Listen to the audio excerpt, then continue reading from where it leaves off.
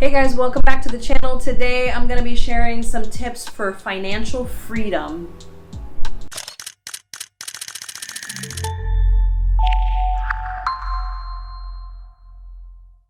Alright, so the first tip seems like it should be pretty obvious, but you would be surprised how many people do not heed this bit of advice, and that is don't spend more than you have.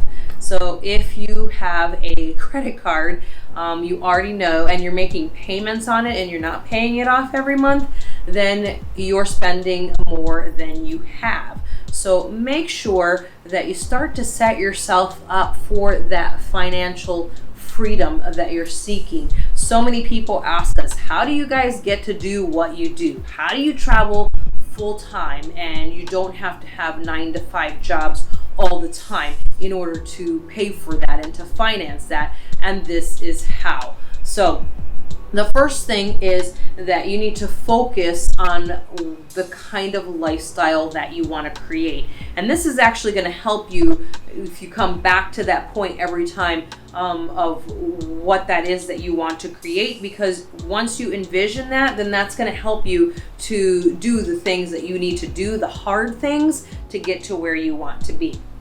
So if you've ever done, like, I don't know if I'm the only one who does this, but I work puzzles like maps. If you have to, like trace a map, I usually start at the end and work my way back to the beginning. I may be the only person that does that. Maybe other people do that. If you do, leave me a comment and tell me. But I work from the end to the beginning. So I usually make my plans, my goals, by looking at the end, at the picture of what I want to see, or where I'm going. And then from there, figure out, okay, from here, this is the only thing that I can do that's going to get me there. Okay, well, from there, how about here and there? And work your way back to the beginning, to what it is that you want. So that's a great way also, so that you can take what that lifestyle is that you want, that you pictured, and you can see that at the end, and then just work your way back to where you are. What do you need to do to get there? Next one is a lot of people have trouble with self-control or with making that commitment, especially when it comes to saving and to investing. So a good way to kind of head that off is to go ahead and automate that. So make it so that when you get paid, it automatically sends your money to savings, automatically sends your money towards your investments. So make a decision how much that is going to be. Automate that so you don't have to make that decision yourself if it's something that you have a hard time doing. All right. And then take stock of your big goal. Like, okay, I have $25,000 in debt or $50,000 in debt. Take everything into account. You want that big goal of what it is that you have to do. But if you only think about that big goal, you're going to lose hope pretty quickly if you're only looking at that really big number to that financial freedom. So start out in smaller chunks and work your way up to that. So from that big chunk, break that down into little bits and pieces that are going to be more doable. Like, say, pay off just one card, or pay off one of your cars, or pay off your mortgage, whatever it may be that's holding over you. Go ahead and start attacking those just little by little. Break it up into those smaller chunks. That's going to make it a lot more doable for you. Next one is you need to know, again, why it is that you're doing it. What is your goal? Where are you going? What are you going to do when you get that financial freedom? Maybe you just want to be financially free, and that's okay. Maybe you want to be able to sell everything and travel the world, or you want to be able to provide for your parents or for your kids. Whatever that goal may be, keep that in mind, because let me tell you, there will be days when it's really hard to make the right decision financially, and that's going to help you to keep that in mind and to keep moving forward. Next is that you do have to be flexible. There are things that are going to get in the way. There are emergencies that pop up, things that you have no control over whatsoever, from car accidents to illness to natural disasters to financial disasters globally that you can do nothing about. So just prepare for those days and be flexible and be kind and gentle with yourself, because it's really hard to, for somebody like me, like I'm my husband and I are both very goal oriented, and so we just kind of set those out, and we set those goals and we work towards those. And you know, when something gets in the way, it becomes very frustrating. But if you are a little bit flexible and just kind of say, okay, we're going to take this and this event and we're going to do this instead, or let's break this down even smaller, or let's put this on hold for, you know, next month, or whatever the case may be. But make a plan and be flexible with your plan that you make.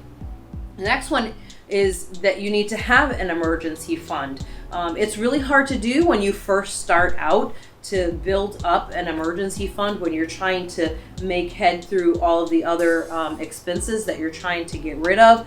But it's really important, especially for, like when I said, those events come when you either have an unexpected doctor's bill, or you've got a car accident or anything like that. Then you have something to fall back on. So the faster you can get an emergency fund set up, the better it is for you. If you never have to use it, amazing.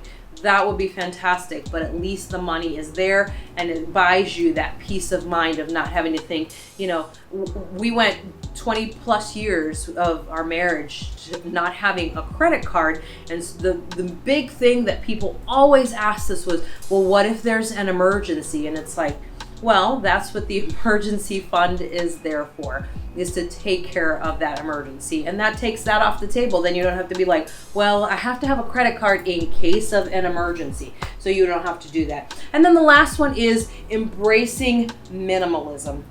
Now, by this, I don't mean that you have to get rid of everything like we did and just sell it and have, you know, nothing or next to nothing that you own.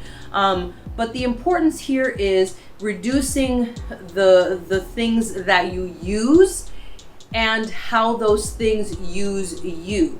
So that is the key here, is not just the things that you're using, but the way those things are using you. You could have an excess amount of things. I mean, do you have a television in every single room in your house, whether somebody resides in the room or not? Those things are using you. You need to be getting rid of those things. The less things you have, the less there is to be concerned with.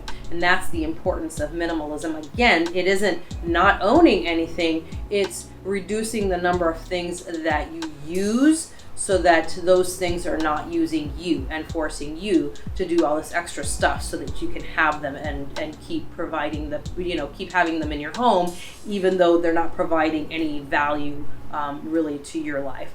So I hope that these financial freedom tips will help you. We've been debt-free for 20 plus years now, and really have opened up a lot for us, and it has really helped us to live the kind of life that we're living now. And we really hope that these tips will help you and will guide you and will encourage you to do what you need to do to get yourself to that financial freedom and to feel absolutely amazing. So thank you for listening. Make sure you subscribe to the channel. Click that notification bell below so that you get a notification whenever I post a new video. Leave me a comment if you're working towards financial freedom, or you're interested in it, or whatever the case may be. Just leave me a comment below. And I hope you enjoyed this video, guys. We'll catch you on the next one.